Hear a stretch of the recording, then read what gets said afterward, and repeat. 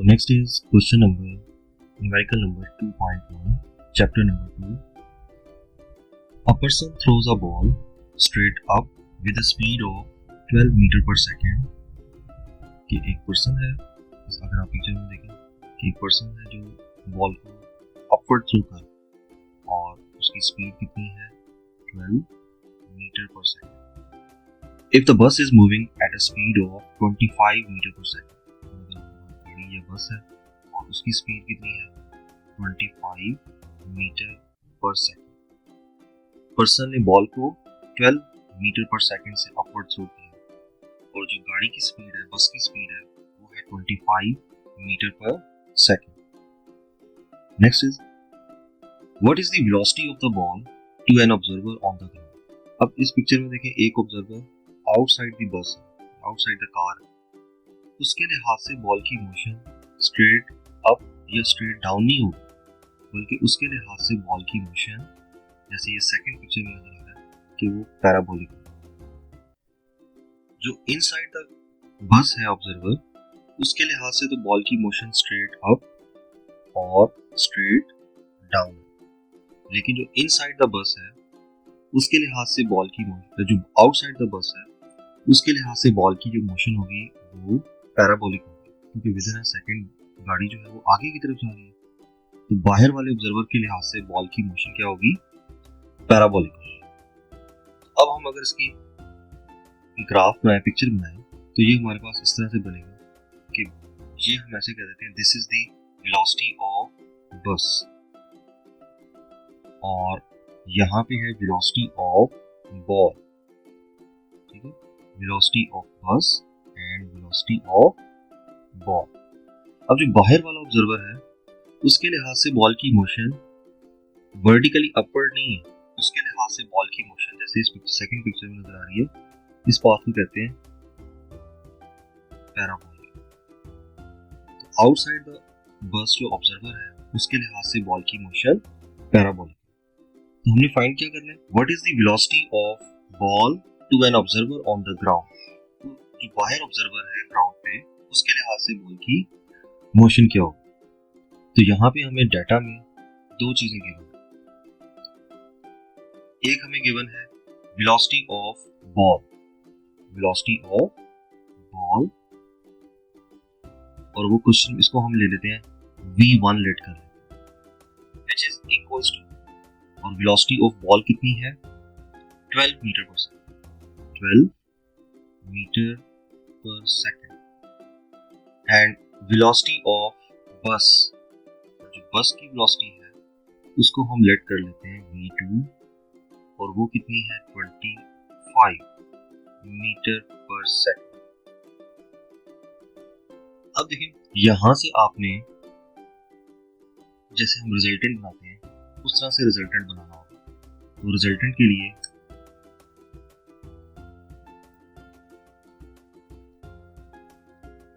अगर हमने रिजल्टेंट बनाना है, क्योंकि बाहर वाले ऑब्जर्वर के लिहाज से तो वर्टिकली नहीं है, उसके लिए हम ये रिजल्टेंट बनाएंगे कि ये है v रिजल्टेंट. क्योंकि बाहर वाला जो ऑब्जर्वर है, उसके लिहाज से तो बॉल कहाँ पे जा रही है, आगे की तरफ जा रही है, इस तरह से. ठीक है, तो हमने इसीलिए रिजल्टेंट फाइंड करना है.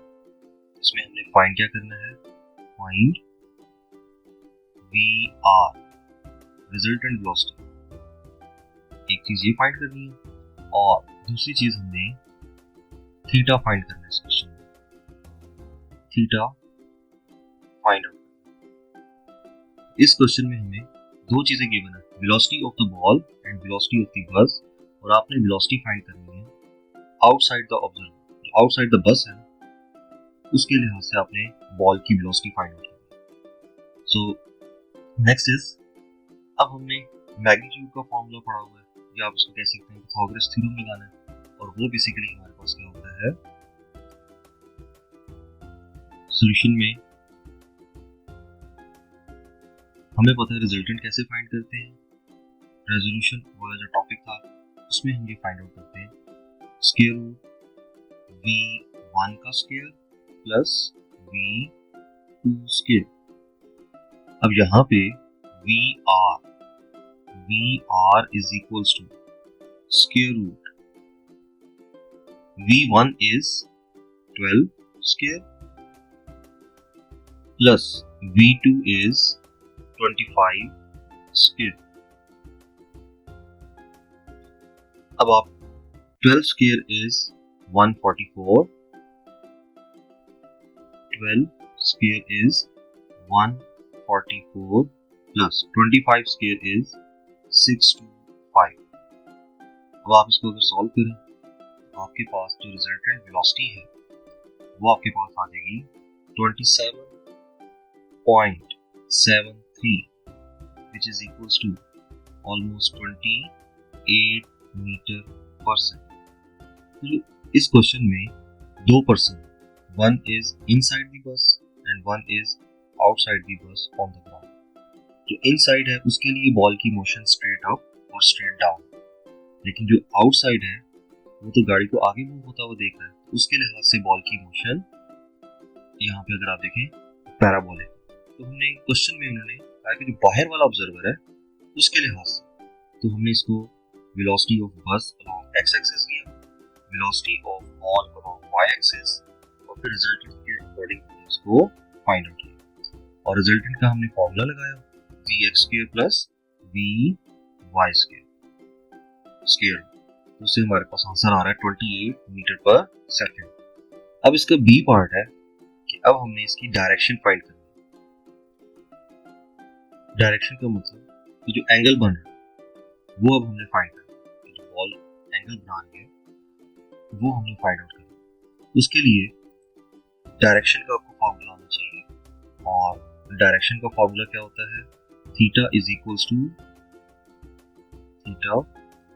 To tan inverse of vy over vx। तो vy की जगह पे हमने लिया है v1 वेलोसिटी ऑफ बॉल क्योंकि वो y के लॉन्ग है, और vx क्योंकि वो vx जो है वो हमारे पास होगा वेलोसिटी ऑफ बस क्योंकि वो x की डायरेक्शन में है। So theta equals to tan inverse of v1 is 12 and v2 is 25। अब आप इसको डिवाइड करें, tan इनवर्स में theta is equals to tan inverse 12 divided by 25 is 0.48। next theta equals to 25.64 degree which is equals to 26 degree। So this is question number 1. Next is question number 2. A football leaves the foot of a punter at an angle of 54 degree। तो आपको angle दिया हुआ है कि जो player है वो football को हिट कर रहा है और जो फुटबॉल एंगल कितना बना रही है 54 degree. So theta is 54 degree।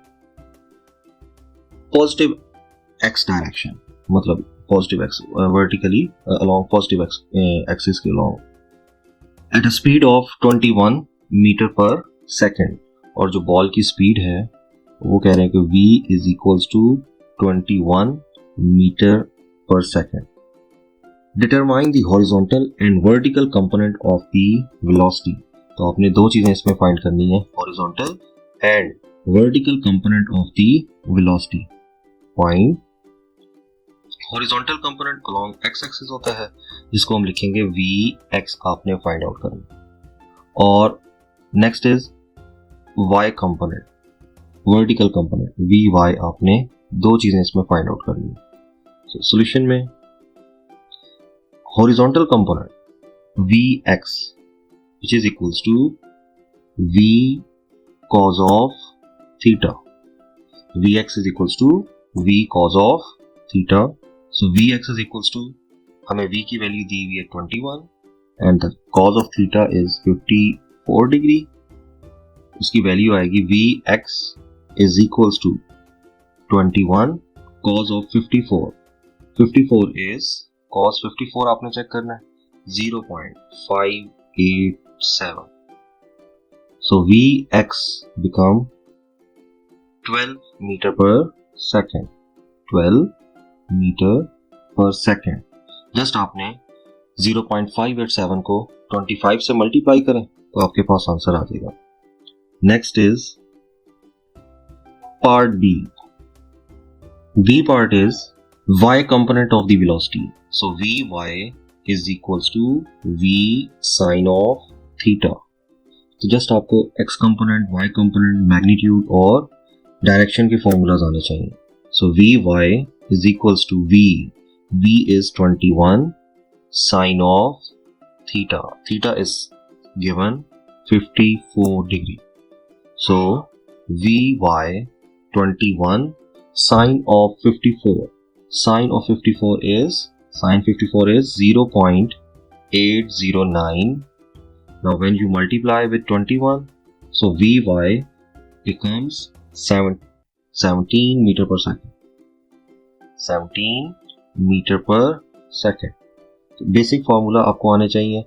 X component Vx is equals to V cos of theta and Vy is equals to V sin of theta.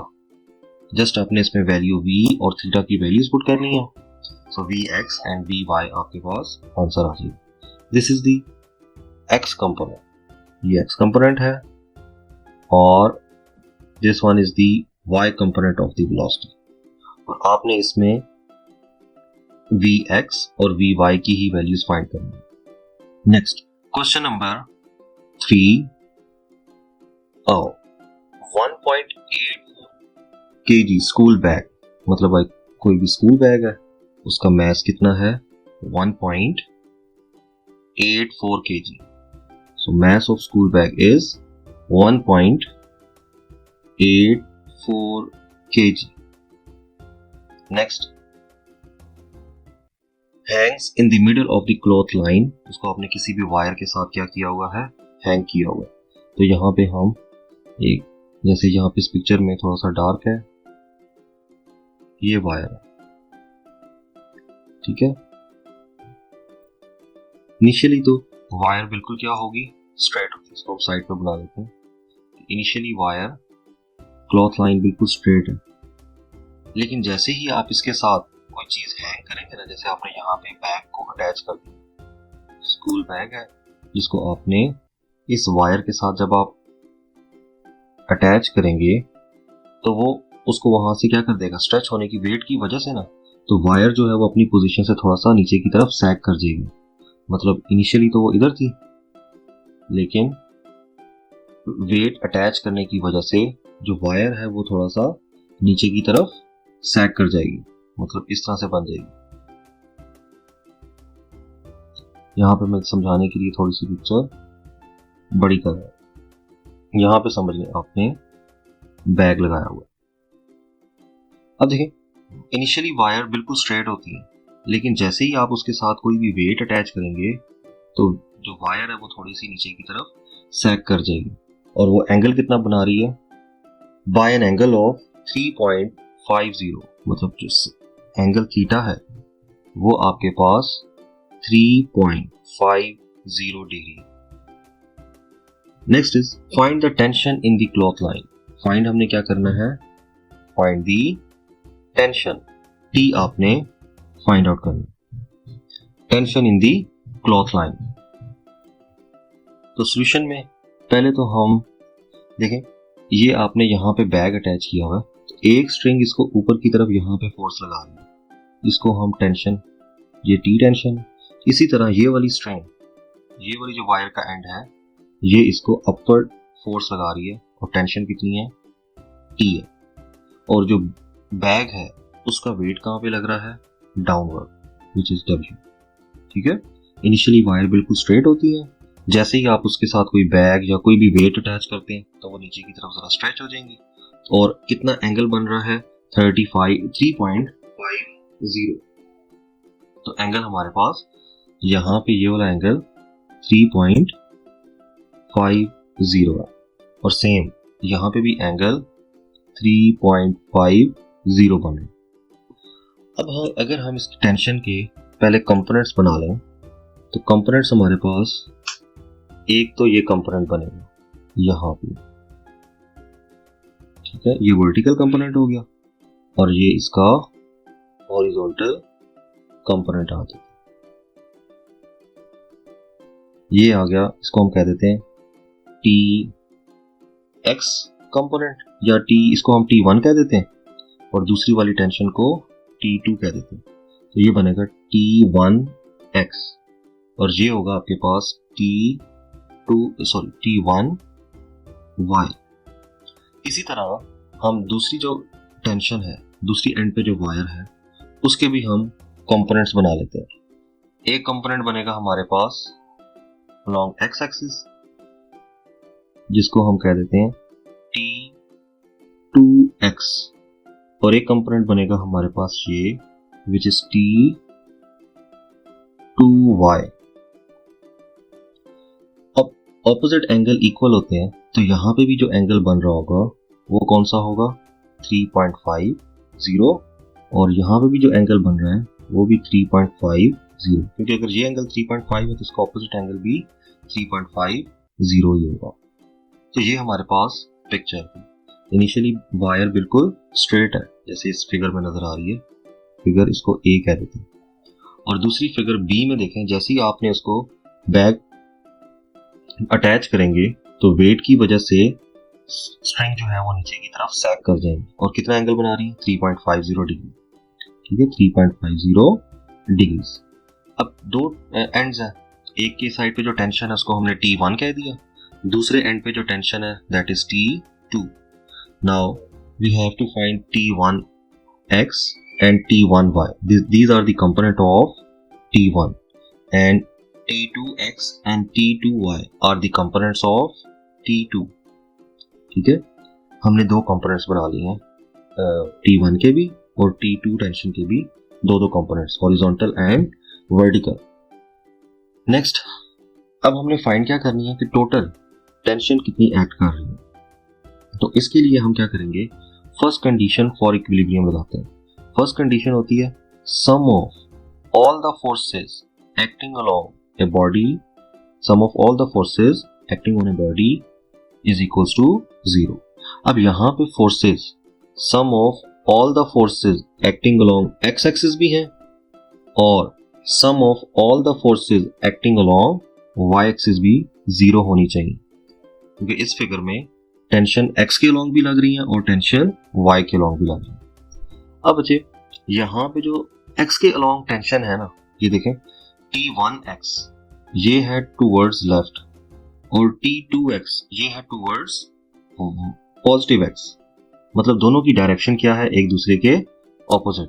इस फिगर में T1x और T2x की अगर आप डायरेक्शन देखें तो ये दोनों एक दूसरे के ऑपोजिट हैं। तो हम क्या कहेंगे कि यहाँ पे T1x और T2x दोनों इक्वल हैं, तो T1x माइनस T2x ये दोनों एक दूसरे को कैंसिल कर देंगे, आंसर आ जाएगा 0। तो इसका मतलब है there is no force act along x axis, तो नेट टेंशन यहाँ पे कितनी है, 0 है। अब आ जाते हैं अलोंग y एक्सिस। अब y एक्सिस भी दो कंपोनेंट्स हैं, एक हमारे पास बन रहा है अलोंग T1y की वजह से और दूसरा कंपोनेंट हमारे पास बन रहा है T2y की वजह से, and they both are in positive y axis, in the direction of positive y axis. दोनों की डायरेक्शन देखें यहाँ पे अपवर्ड ही है, जबकि पहले वाले केस में एक की टूवर्ड्स राइट है और दूसरे की टूवर्ड्स लेफ्ट है, इसलिए हमने इन दोनों को कैंसिल आउट कर दिया था कि ये नेट टेंशन की 0 हो जाएगी। जबकि यहाँ पे along y axis T1y plus T2y, अब हम इसको ऐड कर रहे हैं। ऐड इसलिए कर रहे हैं क्योंकि दोनों की डायरेक्शन क्या है, सेम है, जबकि पहले वाले में दोनों की डायरेक्शंस क्या थी, ऑपोजिट। तो माइनस किया तो नेट वैल्यू 0 आ गई।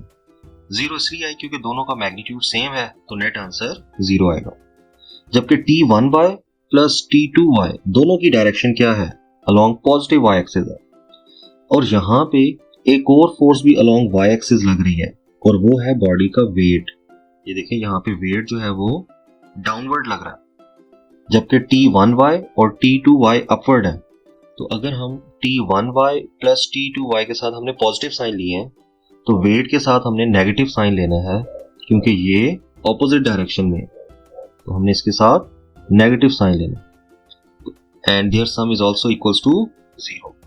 नाउ T1y और T2y दोनों का आपके पास मैग्नीट्यूड क्या है, सेम होगा, तो हम इसकी जगह पे लिख देते हैं 2Ty, क्योंकि T1y और T2y दोनों का मैग्नीट्यूड सेम है, और minus W which is equals to 0। यहां पे मैं ब्रैकेट में लिख देता हूं कि T1y is equals to T2y which is equals to Ty। ये जस्ट हमने सब डिफरेंशिएट करने के लिए 1 और 2 लिखा है ना, दोनों का मैग्नीट्यूड तो सेम ही है, तो इसलिए T1y और T2y की जगह पे मैंने सेम उसकी Ty ही जस्ट लिख दी है, ठीक है। या अगर आप ऐसे भी करना चाहते हैं तो तब भी ठीक है, आप लिखेंगे T sin थीटा, 2 दफा आपको T sin थीटा लिखना पड़ेगा, उस तरह भी आप कर सकते हैं। 2 और Ty आपको पता है कैसे फाइंड आउट करते हैं, T sin ऑफ थीटा से। वेट को हम दूसरी साइड पे ले जाते हैं, तो वेट वहां पे जाके प्लस हो जाएगा, पॉजिटिव साइन आ जाएगा उसके साथ, ठीक है।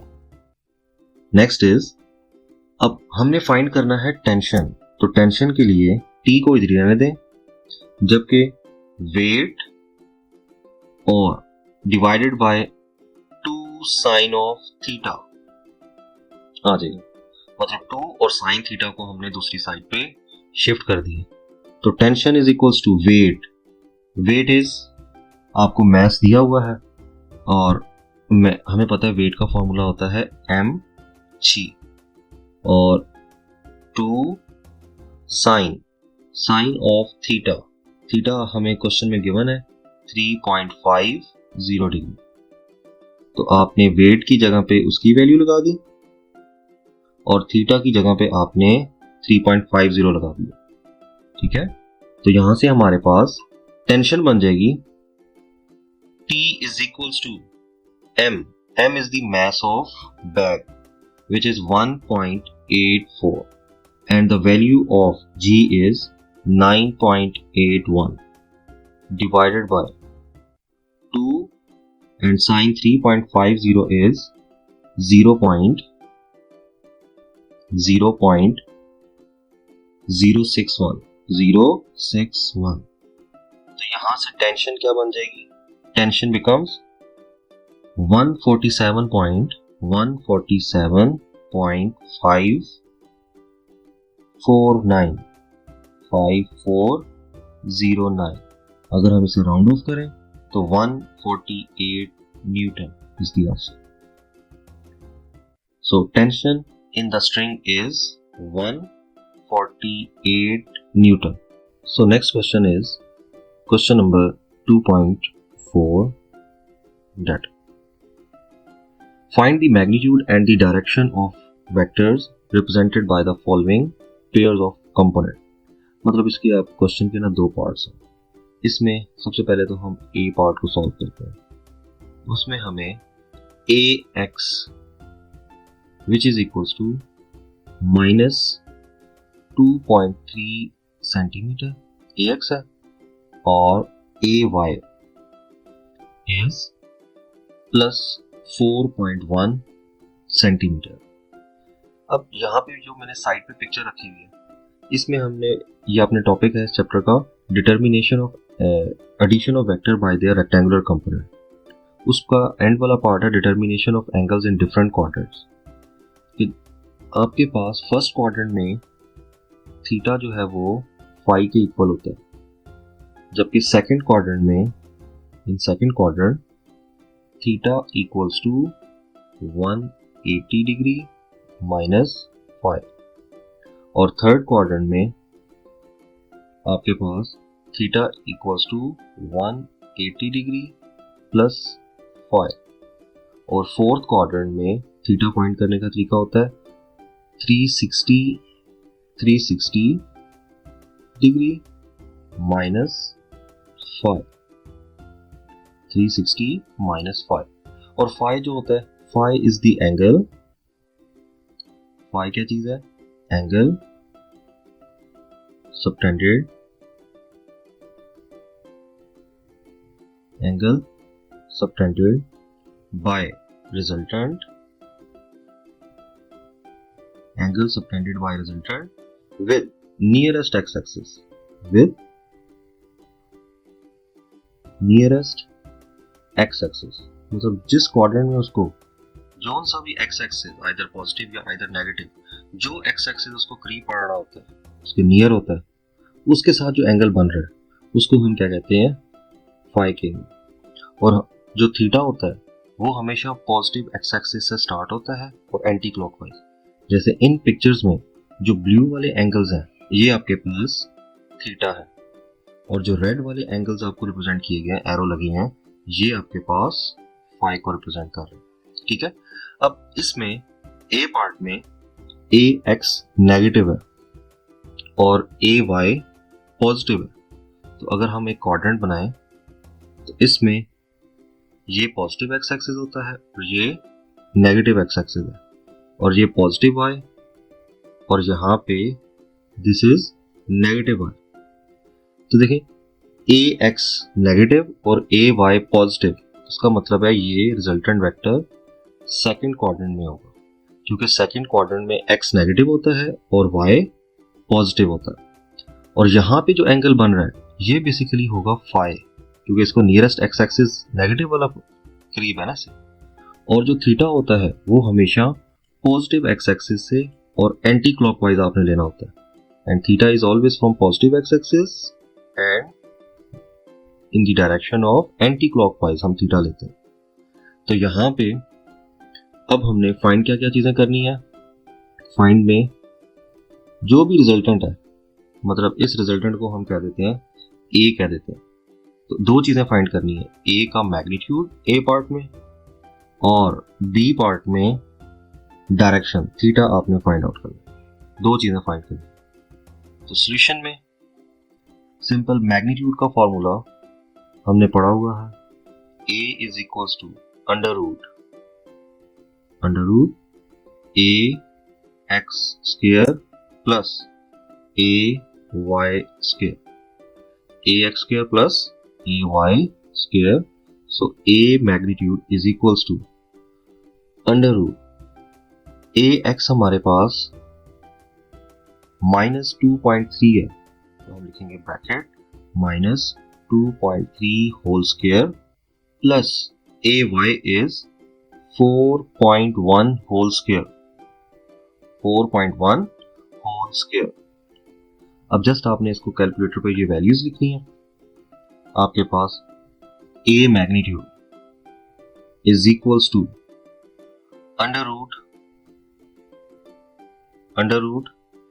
-2.3 का जो स्क्वायर है which is equals to 5.3 plus 4.1 square is 17। अब आप 5.3 को 17 से ऐड करें तो आपके पास आंसर आ जाएगा 22.3। आपने कैलकुलेट करना है कैलकुलेटर पे 22.3। सो A magnitude is 22.3 square root and the answer is 4.7 centimeter. Now B part, उसमें हमने थीटा फाइंड करना होता है, तो हमने पहले हम फाई फाइंड करते हैं। Phi is equals to tan inverse of A Y over A X होता है।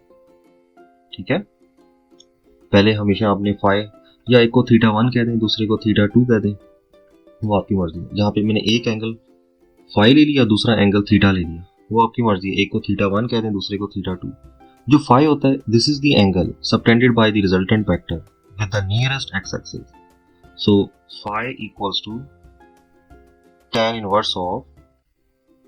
tan inverse of AY. AY is 4.1. AY is 4.1 and AX is minus 2.3 इसको आप डिवाइड करें. phi is equals to tan inverse of AY divide by 2.3 से आप इसको divide करें तो आपके पास वैल्यू आएगी minus 1.78. Now phi equals to minus 60.7 degree.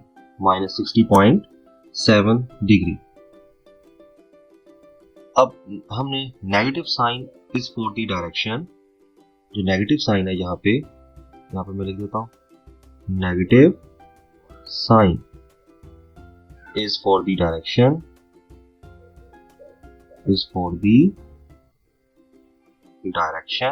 so therefore phi equals to 60.7. phi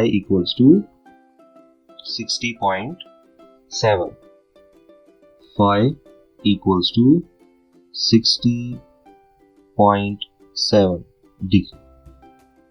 ये तो phi है. और सेकंड क्वाड्रेंट में मैंने आपको बताया था थीटा कैसे निकालते हैं. Now theta equals to 180 degree minus 5. 180 degree minus 5 for second quadrant. तो यहां पे हमारे पास theta equals to 180 minus 5 60.7 degree. So theta becomes 119.3 degree. 119.3 degree. So सबसे पहले हमने मैग्नीट्यूड निकालना. मैग्नीट्यूड तो सिंपल है कि under root ax² plus ay² करें और वैल्यूज पुट कर दें. ठीक है. तो इसके बाद phi पहले आपने फाइंड करना होता है क्योंकि ये सेकंड क्वाड्रेंट में है ना. तो यहाँ पे अगर मैं आपको बताऊं यहाँ पे हम पहले इस तरह से बनाएंगे क्योंकि ये सेकंड क्वाड्रेंट में है. तो इसको नियरेस्ट एक्स एक्सिस नेगेटिव वाला है तो यहाँ पे तो phi होगा. जबकि हम थीटा मेजर कहां से करना शुरू करते हैं from positive x axis and in anti clockwise direction. तो ये थीटा होता है. तो पहले हमारे पास phi आएगा. फिर उसको हमने क्या करना है थीटा के लिए 180 माइनस 5 करेंगे तो फिर हमारे पास थीटा की वैल्यू आ जाएगी. अब इसी क्वेश्चन का पार्ट बी है. Same question part B. उसमें आपको ax is given. ax equals to plus 3.9 meter and ay is minus 1.8 meter. तो अगर हम क्वाड्रेंट बनाएं तो ये हमारे पास पॉजिटिव x होता है, ये पॉजिटिव y और ये नेगेटिव y और ये नेगेटिव x एक्सिस. अब इसमें देखें ax की वैल्यू पॉजिटिव है और ay की वैल्यू नेगेटिव है. तो इसका मतलब है ये फोर्थ क्वाड्रेंट में, ये वाला वेक्टर फोर्थ क्वाड्रेंट में है. अब इसको नियरेस्ट कौन सा x एक्सिस पड़ रहा है? पॉजिटिव वाला. तो यहाँ पे जो नियरेस्ट x एक्सिस है वो पॉजिटिव है तो इसीलिए ये तो एंगल हो गया phi. जबकि हम मेजर कहां से करना शुरू करते हैं? हम मेजर करते हैं पॉजिटिव एक्स एक्सिस से and in anti clockwise direction. और ये फिर हो गया थीटा. तो पहले हम phi हमेशा निकालते हैं फिर देखते हैं कि वो कौन से क्वाड्रेंट में है, उसके अकॉर्डिंग उसकी जो कैलकुलेशन है फॉर्मूलाज है वो लगा के थीटा निकाल लेते हैं. अब इसमें भी हमने सेम चीजें फाइंड करनी है. एक तो a magnitude equals to under root 3.9 square plus minus 1.8 square. So जब हम इसमें इसकी वैल्यू पुट करेंगे तो हमारे पास आंसर बनेगा the square root of 3.9 is 3.9 square is 15.21 and plus, and the square of 1.8 is 3.24 3.24.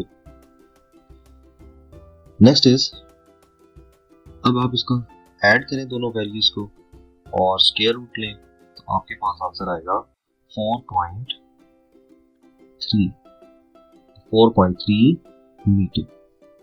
Next is, इस बी पार्ट का सेकंड पार्ट है जिसमें हम थीटा फाइंड करेंगे। तो थीटा में हमने पहले फाई फाइंड करना होता है।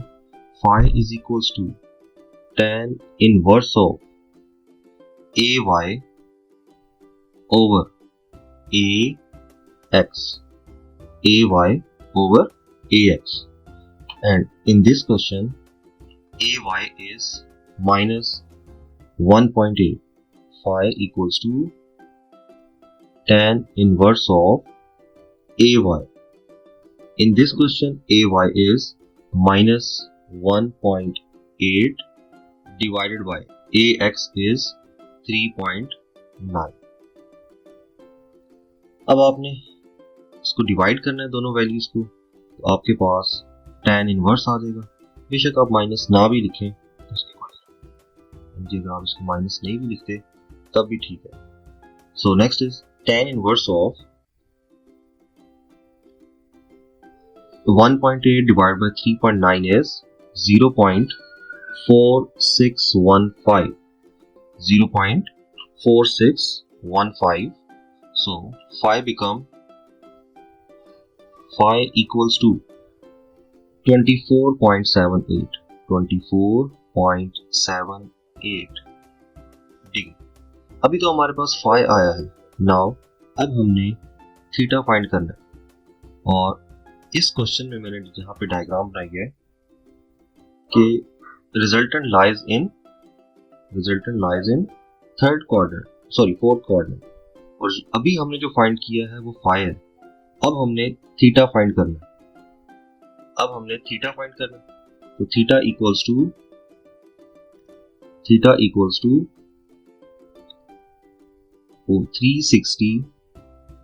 360 डिग्री माइनस 5, जो मैंने इसके क्वेश्चन के स्टार्ट में पिक्चर्स में बता दिया था।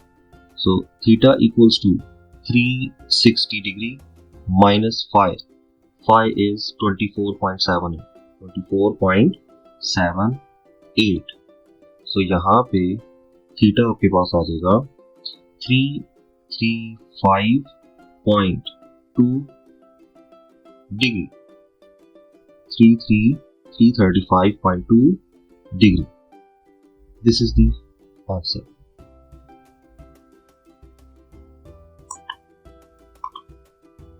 आगे देखेंगे। Next question number 4.5. Data. Vector F having magnitude 5.5 Newton. जो रेड वाला इस पिक्चर में है ये वेक्टर F है और इसकी वैल्यू कितनी है 5.5 न्यूटन। तो हम यहाँ पे लिखते हैं vector F is equals to 5.5 Newton and makes an angle of, और इसका जो एंगल बन रहा है इसको मैं थीटा 1 कह देता हूं, which is 10 degree. Another vector R, एक और वेक्टर है R जिसकी वैल्यू हमें दी गई है 4.3 न्यूटन। तो यहाँ पे हमने पिक्चर में ब्लू से शो किया होगा R is equals to 4.3 metre. R is equals to 4.3 metre and theta 2 is 80 degree.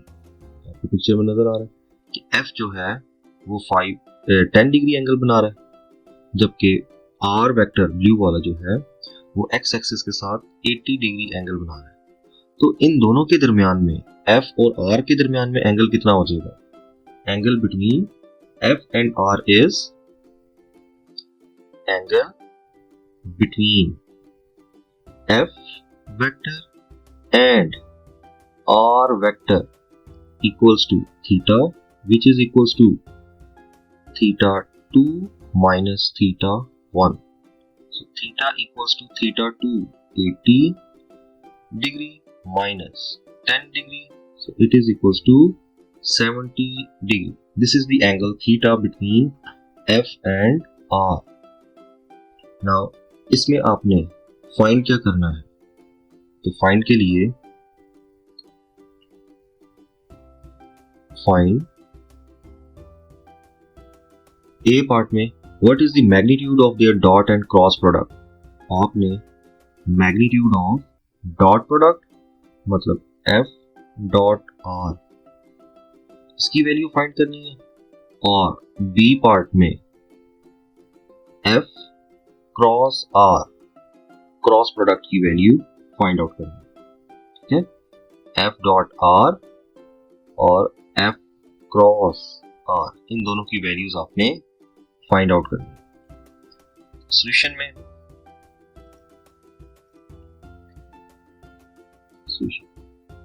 तो सबसे पहले हम ए पार्ट में डॉट प्रोडक्ट आपको पता है F dot R is equals to क्या हो जाएगा F R cos of theta, because dot product we know that a dot b dot product of two vector is equals to ab cos of theta होता है, because dot product is ab cos of theta.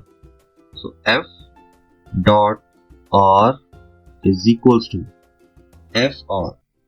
F is 5.5, r is 4.3, cos of 70 degree लेना है क्योंकि f और r के दरमियान में angle 70 degree है. f dot r is equals to 5.5 into 4.3 and cos of 70 is 0.342 आ जाता है.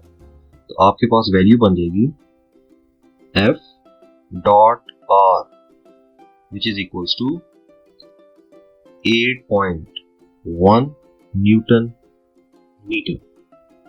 अब इसी क्वेश्चन का बी पार्ट जिसमें हमने क्रॉस प्रोडक्ट क्या करना है फाइंड आउट करना. So B part is cross product f cross r आपने फाइंड करना जो कि आपके पास बनेगा f r sin theta, because we know that a cross b is equals to ab sin of theta. n cap भी लगा सकते हैं अगर आप डायरेक्शन भी बता रहे हैं तो. f cross r equals to f is 5.5, r is 4.3 and sin of theta is 70 degree. Next, f cross r 5.5, 4.3 sin of 70 degree is 0.9, 0.939 आ जाता है. अब जस्ट आपने इनको मल्टीप्लाई करें तो f cross r is equals to, इसको आप solve करें तो आंसर आएगा 22.2 newton and for r unit is metre. This is the answer. इसमें हमने डॉट प्रोडक्ट और क्रॉस प्रोडक्ट के फॉर्मूलाज यूज किए. Next is question number 6. Question number 6 is data. In this question we have the magnitude of dot and cross product. आपको dot product मतलब a dot b, हम दो vectors ले लेते हैं. One is vector a, second vector is b और उनके दरमियान में डॉट प्रोडक्ट है. क्वेश्चन में क्या लिखा हुआ है? The magnitude of dot and cross product of two vectors अब यहाँ पे एक वेक्टर में ले लूंगा a और दूसरा वेक्टर b कह दूं। Their dot product between them is 6 under root 3 and the cross product a cross b between two vectors is 6. Next, find हमने क्या करना है? Find the angle. तो क्वेश्चन क्या है? We have two vectors a and b, their value, the dot and cross product, उनकी values आपको दी हुई हैं। अब आपने बताना है कि what is the angle. Find angle between two vectors, angle between two vectors a and b which is equals to theta, वो आपने फाइंड आउट करना। The angle between two vectors a and b, वो हमने find out करना। तो उसके लिए solution में, now solution, we know that dot product is a dot b is equals to a b cos of theta. Now putting the value of a b, because the magnitude is given, so putting the value of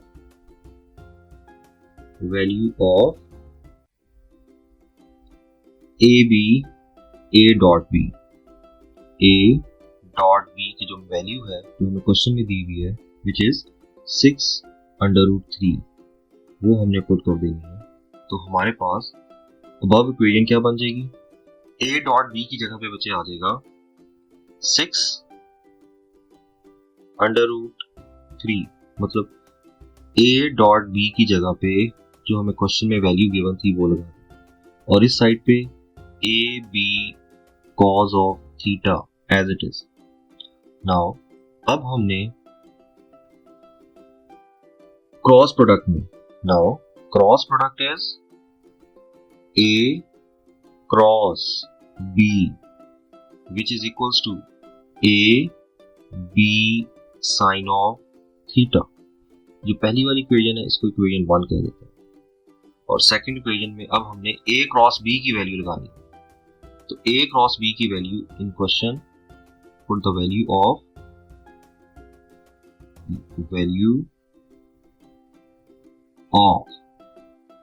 a cross b magnitude, वो हमारे पास question में है 6। ठीक है, सो the above equation become a cross b की जगह पे आ जाएगा 6 and it is equals to a b sin of theta। ये इसमें हमने जस्ट a cross b की जगह पे 6 लगा दिया। Next, this equation become equation number 2. Now divide equation 2 by equation 1.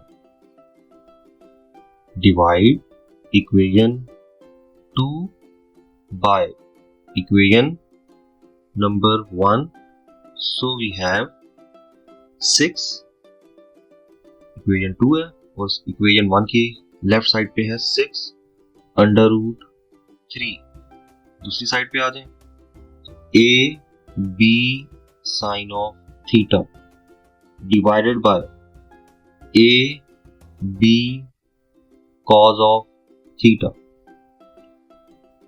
अब आप जो वैल्यूज कैंसिल होती हैं उनको कैंसिल कर दें। जैसे यहाँ पे ये 6 इससे कैंसिल हो जाएगा, ए बी से कैंसिल हो जाएगा, तो इस साइड पे रह गया 1 ओवर अंडर रूट 3।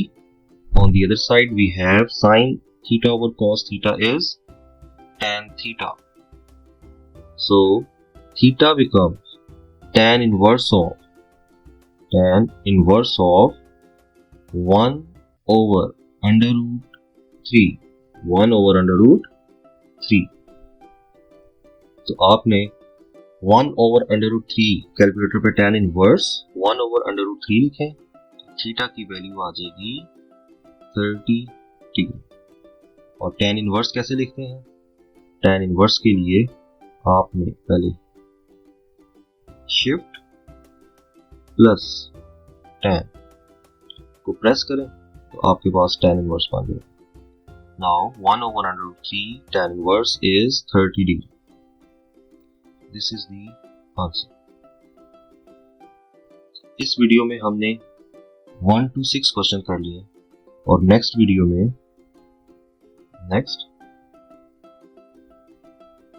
में हम रिमेनिंग जो क्वेश्चन है 7, 8 एंड 9 7 to 9 क्वेश्चंस करेंगे.